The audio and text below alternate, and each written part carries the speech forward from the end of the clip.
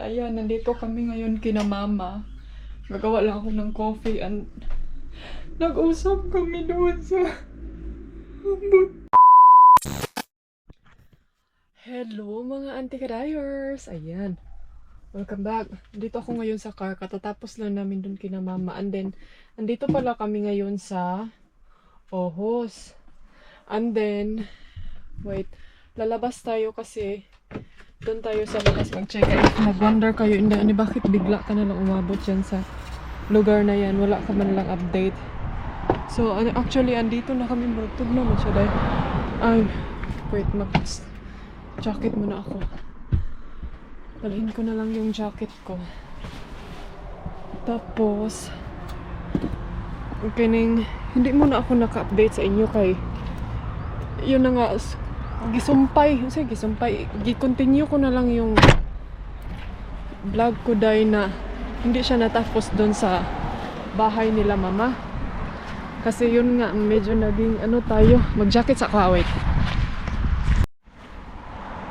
So ayan, andito kami ngayon sa viewpoint, pero ipapakita ko ito sa inyo mga ante. Hindi muna ngayon kasi mag-walking muna ako, no? And then, tignan nyo, ang daming camping car. Ayan, mga antikels. Ozzy Bazay. Ang ganda ng view.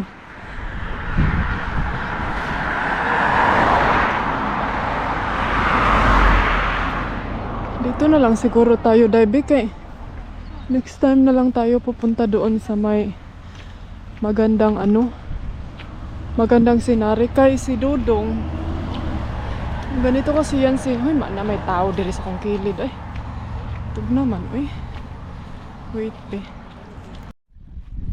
So, ayan mga auntie kadayers, maglakad-lakad muna tayo ha kay si Dodong. Actually, andito kami, namasyal kami kay yun nga, na-depress ko dahil parang hindi ko mapigilan yung sarili ako na para bang mababaliw ako mga auntie kadayers na konting konting pag-iisip lang. Wala dahil muhilak ng inyong auntie kadayers. So, nag-decide ako na gusto kong pumunta somewhere. So, andito kami ngayon sa Ohos. Nag-drive around kami ni Dodong. Then bukas kasi maganda yung weather. So, yun. Kanina hindi na ako nakapag-film na pag-alis namin doon kina mama kasi yun nga, parang nag-iyakan kami mga anticles. Kay ewan ko, parang na-depress man ko day, uy. Buang na kadahin ani. Parang naka-feel jud kong depress mga auntie kadayers. Ewan ko kung pero alam niyo yung feelings na nang feel lang ko day wala na siya kanang kuan. Wala na kanang wala na dili ma-solve ang problema ba. And then sabi ko kay Dodong kahapon na daot nang yung kaindaan madaot yung kanihag sayo ba. Sabi ko na kanang i-give up ko na lang itong gamot ko. Kasi parang may something wrong ba na every month na magbibigay sila ng gamot sa akin, parang nag-worried ako na paano na to, ano ang gagawin namin. And then nag-overthink na ako dahil ay, patay ka dihag sayo ron. Nag-overthink na ako mga auntie na what if kanang pupunta kami sa ibang country and then karang hindi ko alam ba kung paano i-solusyonan. So plus meron pa akong sakit na yung ditong swollen na nararamdaman ko every time na mag-change. So yun, ang ganda naman itong flower. Oh, pwede. So, yun yung na ko mga auntie kadayers, parang hindi ko siya ano bang tawag dito? Dahil hindi ko siya ma-arrange. Hindi na ko siya kahit anong gawin kong organize na ay ganito kaya, what if, kahit may tumulong na nag-decide ng tumulong sa akin yung mga friends ko doon sa Spain na sila na lang daw magkuhan, pero nag-worried pa din ako mga auntie kadayers. Alam niyo yung ganun kasi syempre nakaabala din tayo ng tao, diba? So I mean, meron naman din kaming, alam niyo yung walang problema sa pagpadala, sinong kumuha kasi pwede naman tayong magbayad, pero ewan, parang yung feelings ba na laging may nagsasabi sa'yo na kanang I think dili siya maayo ngayon na imong sitwasyon, ganyan yung sitwasyon mo, dapat magstay ka na kasi ganyan yung gamutan mo. So yun, pero thankful pa din ako no sa mga friends ko doon sa Spain na tumulong sa akin. Pero ewan ko, so nag-decide ako kanina, kaya ako medyo naging kaya sabi rin ni mama nga, mamasyal daw kami para daw ako ba, para hindi ko siya ma-think. Yun yung sabi ni mama, pumunta daw kami na somewhere. So kaya nandito kami. And then yun, nag-ano ako sa aking doktor, sabi ko sa kanya na kanang what if ipatanggal ko na lang itong gamot, sabi ko sa kanya, kasi parang hindi ko talaga makita yung sarili ko na alam yung fit siya sa aming lifestyle or fit siya sa aming buhay. Pero yun nga no, kung life threatening or ano pa yan, dapat kailangan mong i-fit in, di ba? So parang hindi ko kasi siya kayang tanggapin mga auntie na dapat ganyan ta na, magpuyo na lang jud ka, day ka nang stay at home na jud ka, kay ngun ana na ganyan ka na talaga. So parang hindi ko siya kayang tanggapin, day, na ganun na yung maging lifestyle ko. Kasi yun nga, hindi na ako makauwi ng Pilipinas. Kung makauwi man ako ng Pilipinas 1 week, 2 weeks, so yun lang. So parang parang feel ko may consequence na okay, magiging okay nga yung buhay mo, may extendan nga yung buhay mo, pero dapat piliin mo din yung ganyang lifestyle ng buhay. So ay, ambot ay. So sabi ko sa aking doktor na gusto kong i-give up, and then buti na lang yung doktor ko mga auntie na 19, kahit ngayon nga naiiyak pa ako, day, parang naka-feel jud ko nga something wrong jud, parang kunting bagay lang maiiyak na ako. So ayaw ko siyang sabihin na depression na talaga to, kasi hopefully not, di ba? Kasi ang hirap mga auntie kadayers pag may depression na tayo, kasi hindi na talaga natin makontrol yung sarili natin, dahil mabubuang na yun taday. So kaya kayo no, sa mga taong feel nyo na ang OA niya ganito ganyan, paiyak-iyak na, dahil hindi jud mo ni mo na mapigilan mga auntie, naiiyak ka. So sabi ko na i-give up ko na lang yung procedure, kasi yung gamot ko kasi mga auntie, ganito yan. Ito yung gamot na hindi ko siya kanang paltahan ba? Ano ba sa Tagalog ang paltahan? Kanang absinan, kung sa kuan pa. Hindi siya pwede paltahan, nga mapaltahan lang siya isa ka adlaw or 2 days ana. Dili siya pwede mga zay, kay kuan siya life saving siya, pero kung mapaltahan siya life threatening din siya. So ganun yung ng gamot. So kuan siya nga gamot, day, hindi talaga siya basta-basta. So sabi niya, ang gawin mo, sabi niya, naiintindihan kita, kasi kahit siya daw, kahit anong gawin niya, nagdo his best na gid daw siya na ma-providean ko daghang kaning medicine para dili ko mag-worry ba. Pero dili jud daw mga auntie, kay mahal kaayo ang tambal. So yun yung rason talaga ng hospital. So ang nangyari is, sabi niya, so ganito ang gawin mo, i-put down ko daw yung dosage, tapos slow down ko siya para hindi ma-anti-shock yung lungs ko, yung pulmonary hypertension, para hindi ako magkaroon ng heart attack ba or something. So i-lower down ko siya, and then slow by slow kasi nandito pa ako sa lower dosage mga day, kasi normally ang high dosage din ito mga 10, 15, 20 yung ganyan na, pero ako nasa 2.6 pa kasi ako, so lower pa kaayo siya, di ba? So sabi nga ng parents ko na kung if ever gidaw nga dili ni gidaw na hindi ko na kaya din, dapat maaga pa ano ko na talaga siya, dapat hindi na siya paabutin sa kanang ano ba, hining critical na, I mean hindi critical, yung mahaba na ano, yung mahaba na, kasi January ako nag-start nito, January, February, March, April, May, June, 6 months na ngayon. So gusto nila na hindi na paabutin ng matagal para alam niyo yung hindi mahirapan pag adjust yung katawan ko. But yun yung ano ng aking doktor, na slow down ko siya, slow down para pababa, para ma-change down niya yung gamot in a different way, yung hindi ganito hindi siya ganito like yung maka-feel ako ng sakit, yung yun nga sa pump. So like either oral medication sabi niya sa akin. So tignan na lang natin mga anti-ka-diars ko. Pero ay, ang ganda pa naman ng view dito day, oh. Dito ako nag-walking. Tapos ayan, may nagbay-bike. Daming nagbabike. So mabalik na tayo sa car, no? Kasi baka nag-worried na yung si Dodong. Mag-ano lang ako, luto ako ng aking lunch.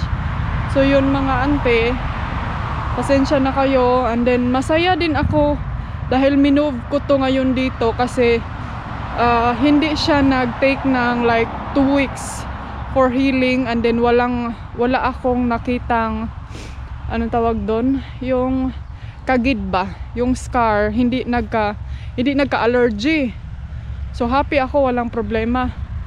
So yun ang ano lang talaga ako, feel worried sa aking gamot, na parang kagaya ngayon gusto naming pumunta sa, alam niyo yung gusto namin pumunta ng Sweden, Poland. Ang problema nga lang wala pa yung gamot ko, so yun hindi, and then next month na naman magpadala sila ng gamot. So parang hindi ko hindi ko talaga, kayo di ba, kayo mga ante, i-think nyo, parang ma-feel nyo talaga na mahirap ang sitwasyon mo, hindi ani pag ganyan. Kahit family ko mga zay, sabi nila na dapat magstay ka na lang dyan sa Spain. If ever mag-travel din, okay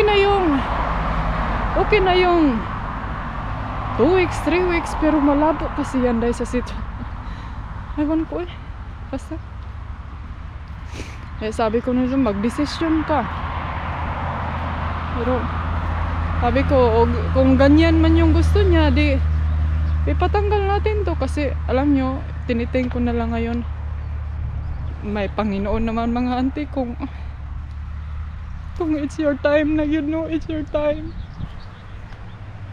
Kung oras na yun ni mo, oras na yun na to. So yan yung ano ko ngayon, auntie, is kapit ka na lang, dai. Linawin mo na lang yung sarili mo. But yeah, enjoy your life na lang. Kasi sabi ko nga ni Habi, meron nga ako nitong gamot, okay ako, healthy, pero hindi naman tayo makapunta kahit saan, di ba? Hindi naman tayo talaga, like ngayon hindi ako basta-basta makapag-swimming, makapag-beach, ganyan, hindi mga ante, kasi yun nga, may pump tayo, di ba? So sabi ko, wag na lang, pareho lang din naman nag-aantay sa buhay natin. So din, sabi ko, i-give up ko na to.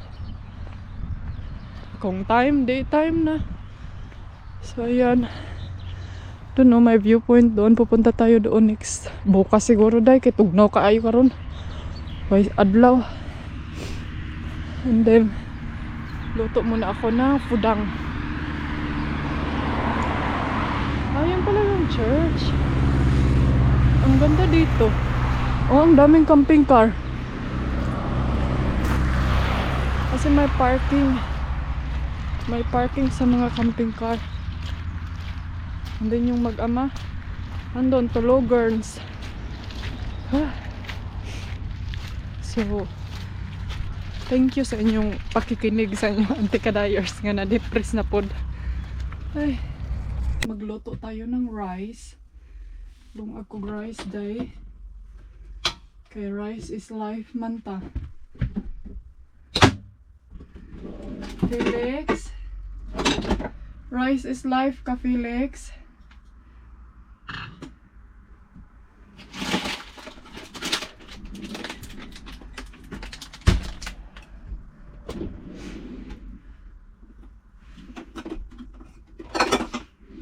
Ay, hindi man maganda ang weather. Ay, nag-change man siya. Alam nyo ba, si mama, umiyak siya ng sobra day. Kasi grabe yung pag-ano niya. Gusto niya, pauwiin na lang daw kami sa Spain para daw malis ba. Malis ang akong kaguol. But yeah, tignan natin kung anong balita next week. So i-update ko kayo. And then kung siguro uuwi ako para i-ano ko ito, i-fix ko tong problema na to. And then yun na, si Dudong andun siya sa loob matug. Tsaka si Felix din, pakita ko sa inyo ha.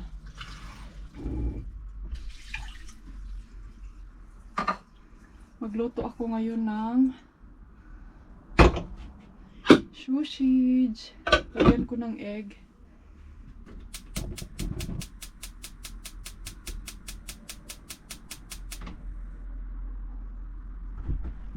Ay! Tingnan nyo nga yung dalawa, oh. Siya na, oh. Sleeping Beauty. Hey, Meow, meow. you make coffee. I make rice. Huh? I make rice. I make rice. Rice.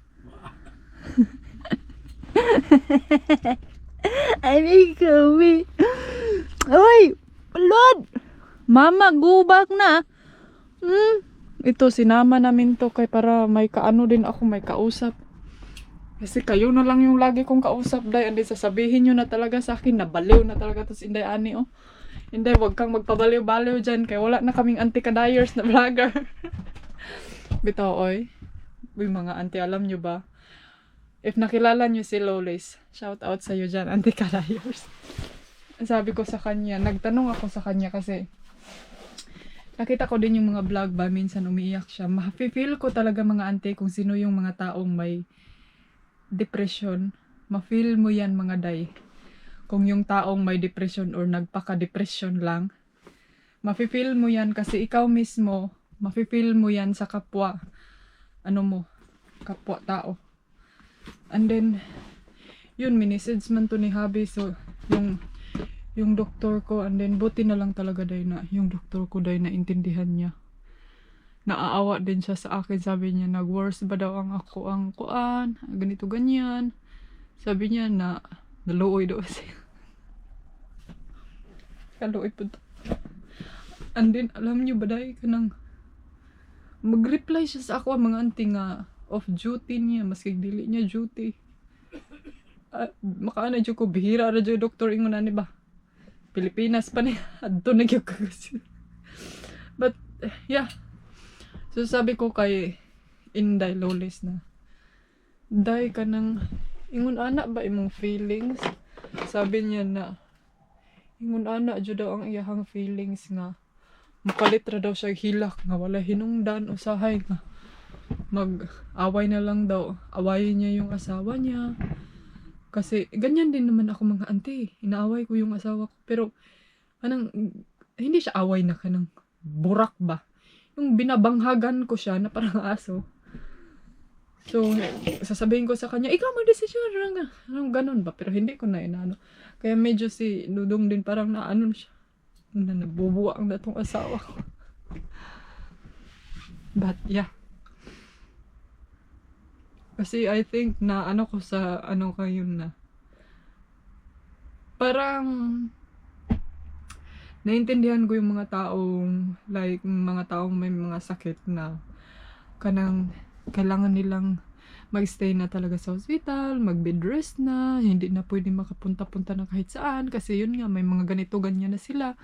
So na feel ko sila mga day kay ganyan yung sitwasyon. Hoy, anik, pagkaon diha, oy, pero hindi ka stress na punta ni mong kapil magtanaw. Ay, i-skip ko ninyo, be, kay para di mo. Basta mga auntie, laban lang ta sa mga taong may sakit. Piliin nyo yung bagay kung saan kayo masaya. Saan kayo nag-enjoy, kung makaginhawa pa, hala, dito ta. Dito, kuan kay. Alam mo, minsan mafe-feel ko na, maura mang gihapon. Ganun lang din naman. Mamamatay din tayo. So, mas ano na lang, i-enjoy na lang natin yung life natin. Yan yung lagi kong sinasabi ni Dodong. And then, ano kasi sila dahil ka ng wala baya sila kung ano, hindi baya sila naniniwala ng mga Ginoo, mga ganyan. So, parang hindi niya kayang i-accept ba na siguro may Panginoon ka. So, parang ganun ba? Pagtiwala ka na lang. Tayo kasi, may ano kasi tayo, may paniniwala tayo ba na lahat may rason, lahat may oras, alam niyo ganun. Sila kasi dahil anytime na ginailaha, anytime matay chi, nakadiha, o wala na, ana, ganyan sila. Pero,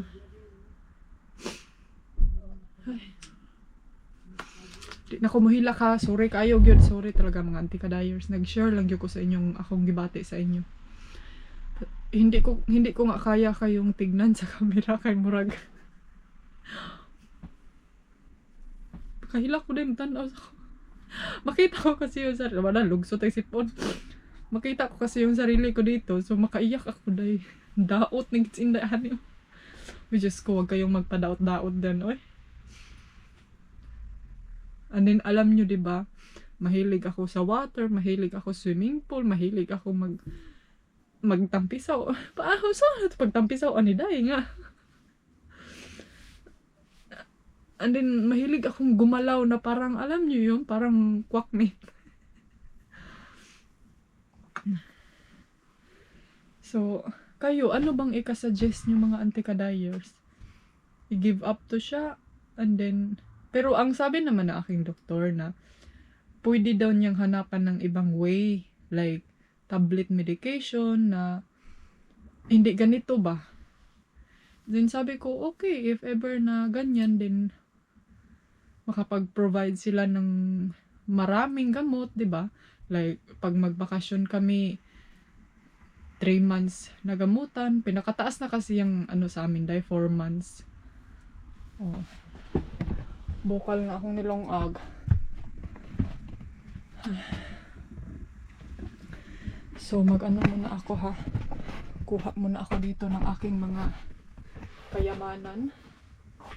kayamanang butike.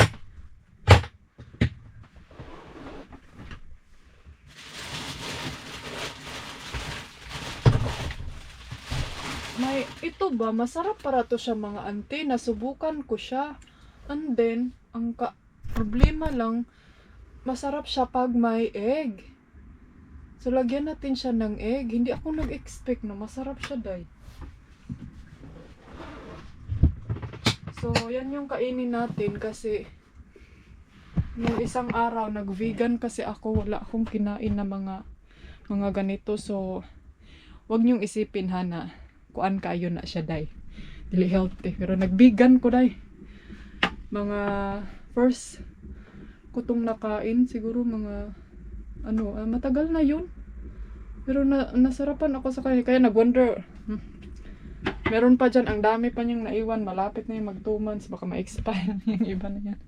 But anyway, salamat kayo mga auntie Kay sa pagpaminaw, sa mga comment down below kung taga saang lugar kayo.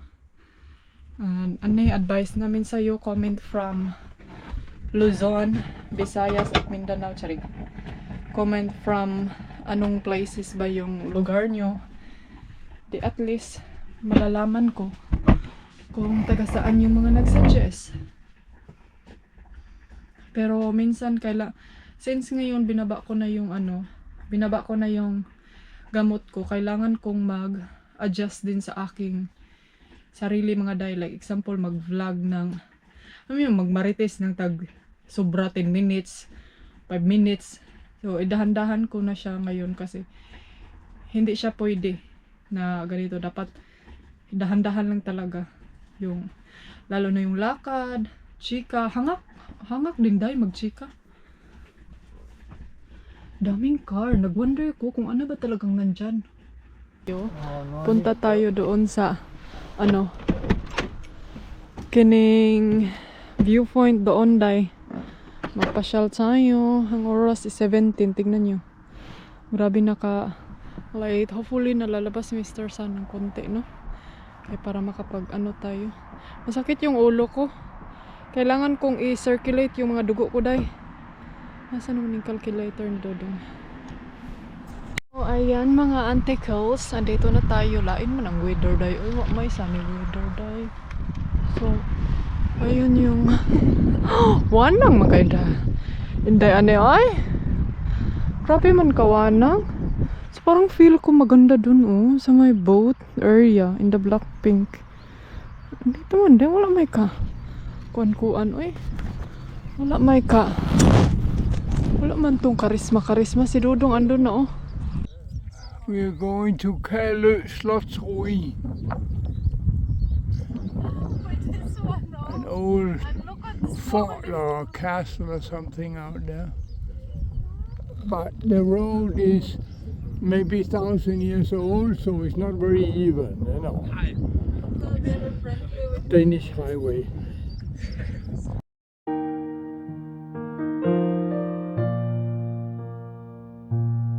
I can see you far and wide across. So, ayan mga antikadayers, anticals. Hindi na tayo makapunta doon mga Zay. Kaya medyo siguro mga 10 kilometers or I don't know ilang kilometro pa tong meron tayo. Ang problema ngayon, hindi ko mabitbit yung scooter kasi yung road nila So far away you can't even see it in the video. malayo pa, mga 10 kilometer, no? 10 kilometers now is not more than about Or 1.5, I think. Yeah. Here you go. So, hindi na tayo makapunta doon kasi ang nandun naman actually castle. May castle doon. And then, ito yung kumbaga, what is this here? Old town in Aarhus. Like, ito yung nila. Like end of the town or something. So, ayan. Balik na tayo mga Zay kay, yung road. Ang kamay ko nagtigidig-tigidig. So, ikaw na po ang mag-drive. You drive the scooter. Hoy, you go to the other side.